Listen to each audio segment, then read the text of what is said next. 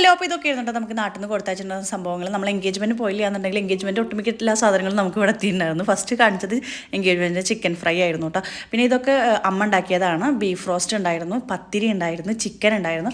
Beef ഞാൻ കഴിക്കില്ല കേട്ടോ, അപ്പോൾ ശരത്തേട്ടനും മാമനും കൂട്ടാ കഴിച്ചിട്ടുണ്ടായിരുന്നു. ഇതൊക്കെ പാവം അമ്മ കാലത്തെ ഉണ്ടാക്കി വെച്ചതായിരുന്നു കേട്ടോ. 6 മണിക്കായിരുന്നു മാമന് ഫ്ലൈറ്റ്. അപ്പോൾ ഇതൊക്കെ ഉണ്ടാക്കിയിട്ട് മാമൻ്റെ അവിടേക്ക് കൊടുത്തയക്കുകയാണ് ചെയ്തിട്ടുണ്ടായിരുന്നത്. ചിക്കൻ ഞാൻ പാക്ക് പൊട്ടിക്കുമ്പോൾ തന്നെ ഞാൻ കുറേ ഇരുന്ന് കഴിച്ചു തുടങ്ങിയിട്ടുണ്ട്. അപ്പോൾ എനിക്ക് അതൊക്കെ കഴിക്കുമ്പോൾ ശരിക്കും നാട്ടിലത്തെ എല്ലാം ഇങ്ങനെ ഓർമ്മ വരികയായിരുന്നു.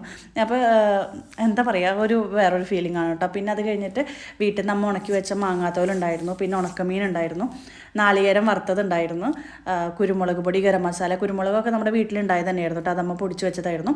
അത് കൊടുത്തയച്ചു. പിന്നെ ഉണ്ണിക്ക് ഞവരരി ഉണ്ടായിരുന്നു, അവന് കുറുക്കുണ്ടാക്കി കൊടുക്കാൻ വേണ്ടിയിട്ട്. പിന്നെ അതുപോലെ തന്നെ കാളൻ ഉണ്ടായിരുന്നു, പിന്നെ അച്ചാർ, പുളിയിഞ്ചി, കാന്താരിമുളക് ഉപ്പിലിട്ടത്, ചിപ്സ്, പിന്നെ ചക്ക വറുത്തത്, അരവണ പായസം, ഇതെല്ലാം ഉണ്ടായിരുന്നു കേട്ടോ.